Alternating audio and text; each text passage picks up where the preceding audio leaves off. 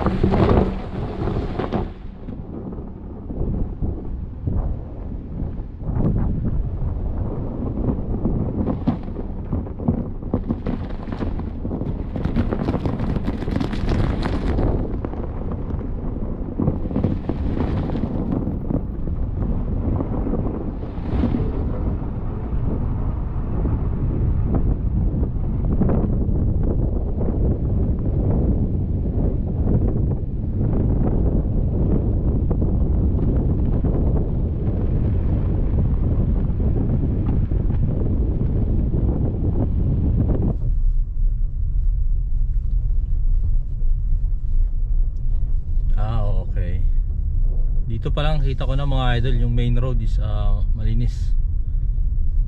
Kita kita yung asphalt eh, ayun oh.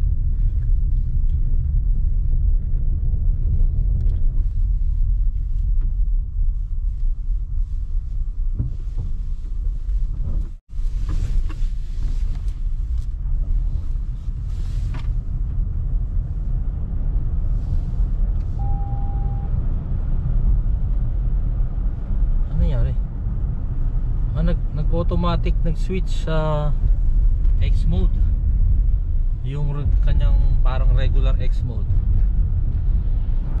So yun ang experience natin mga idol dito sa BCX BCX4 o BC4X ng Toyota.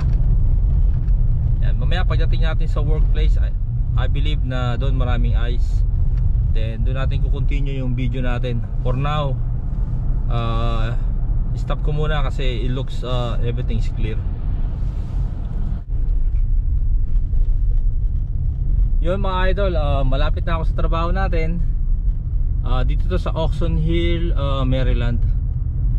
So yung mga idol, share natin yung experience ko kanina. Diba napunta tayo ng main road, naka X mode tayo.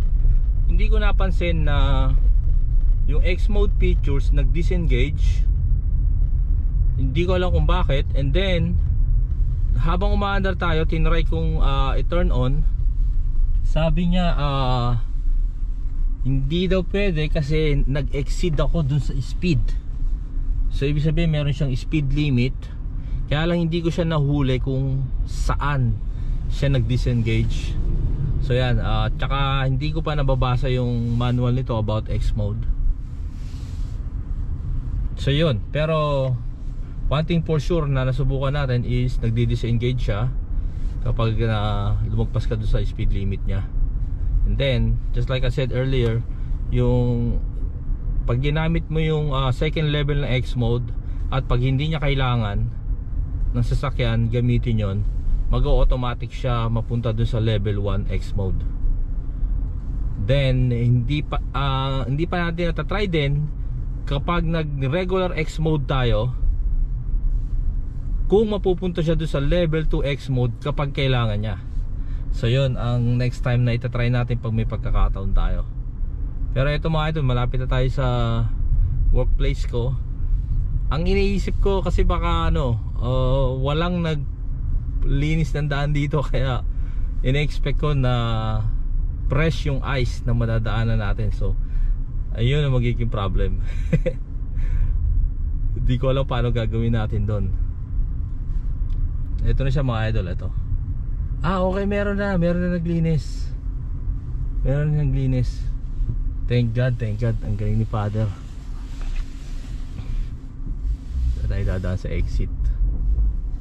Meron na naglinis. Ayun o. Thank God. Yan.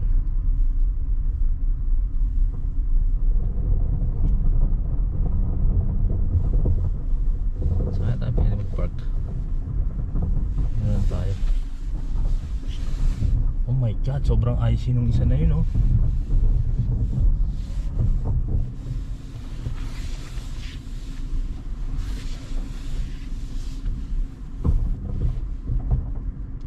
Tsaka mga idol, itong BCX4 wala siyang mudguard.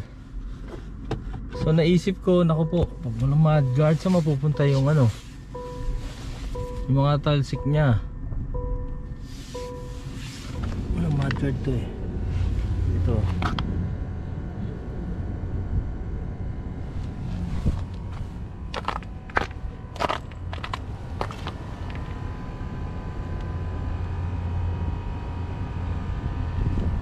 Ayan.